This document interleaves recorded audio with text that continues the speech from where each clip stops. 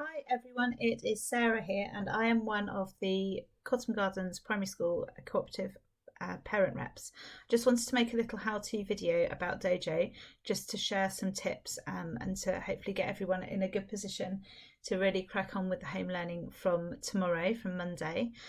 Well done for getting through this first week, and hopefully things will become easier as we settle into a bit more of a routine. So on the screen now you can see some ways that you can get in touch with us if you need any more support. So please do make sure you share those with everyone else, other parents you're in contact with. Okay, I'm going to show Class Dojo first of all what it looks like on a phone. I've got some screenshots from my phone coming up, and then secondly on a laptop as well, because it does look a bit different.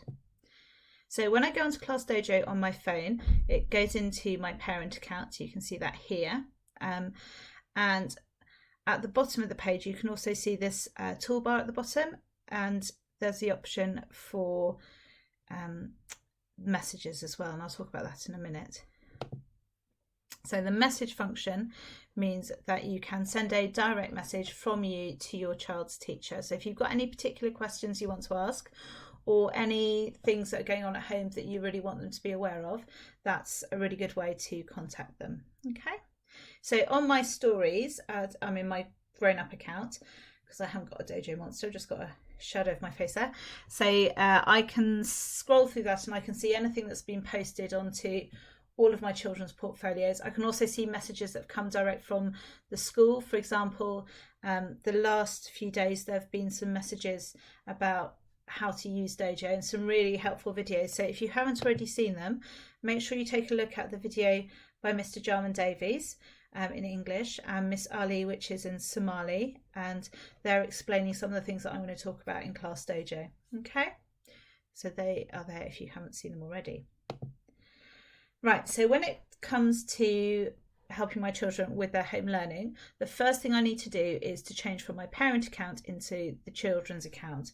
So up in the sort of top corner where my little symbol is, I click on there and I get the options. So we're going to look at Caitlin first. She's in year 5 and I'll show you what her account looks like. So if I select Caitlin, this is what I see on my phone. Okay, so this top part is where the home learning is mainly set for year 5. It's the to-do section, and you don't kind of get any email notifications about that. It doesn't pop up on your parent story, so you do have to go in as the child into this section to see it. So in the we're going to look at the science first. So I click on that activity and it brings up what they need to do.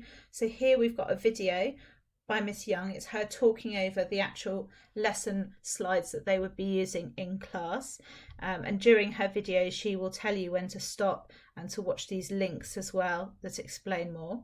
And then there's a worksheet to complete. So to do that, I can click on Start Worksheet, and Caitlin can type on there, or you can draw with a finger or a stylus if you've got one on there, and then when that's done you can click done and then you can submit it. You can send it in. There's a little blue paper aeroplane thing, a bit like this one. But for all of the work, if you want to, you can just do it all on paper with a pen or a pencil. That's absolutely fine. And the way you would upload that is back on your child's screen, this blue plus here. If you click on that, it will allow you can take a photo or a video, or you can type a note onto the journal, so they can do their work like that as well. So you don't need to be printing lots of sheets out. You don't have to use the worksheets that the teachers are sending. Just piece of paper and pencil will get you through almost everything. Okay, and you can also use that plus button for adding anything else on that you might have been doing at home. So have you been out for a bike ride? Have you been doing some extra art or some extra topic research? So you can use that plus button for lots of different things.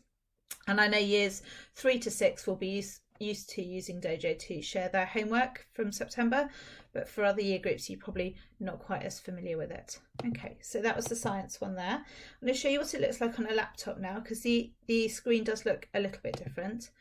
So here I am logged in on my laptop, and this time instead of being over on the left, I've got my profiles on the right. So again, this is me in my parent account, and I can scroll through here and I've got different things from year 1, and I've got some things for the whole school, and I've got some things from like year 5.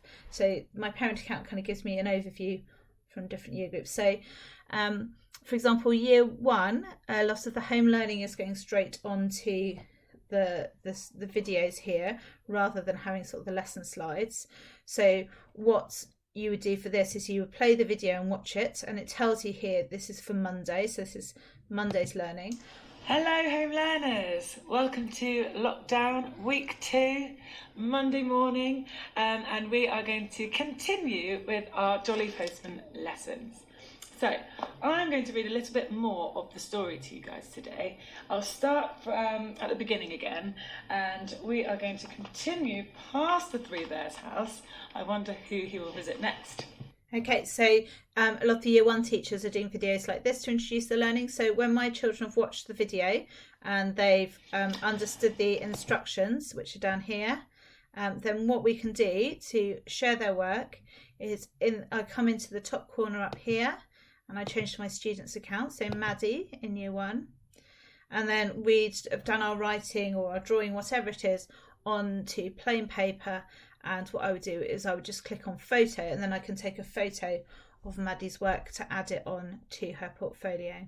Okay, there are also here some of the to-do tasks as well. So there are the options. I can see, look, this is Tuesday. This is last week, because we did this on paper, so I've still got it there in the feed as well.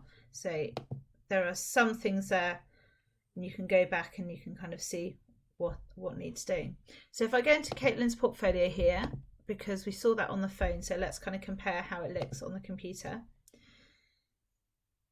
So it looks similar, but not exactly the same.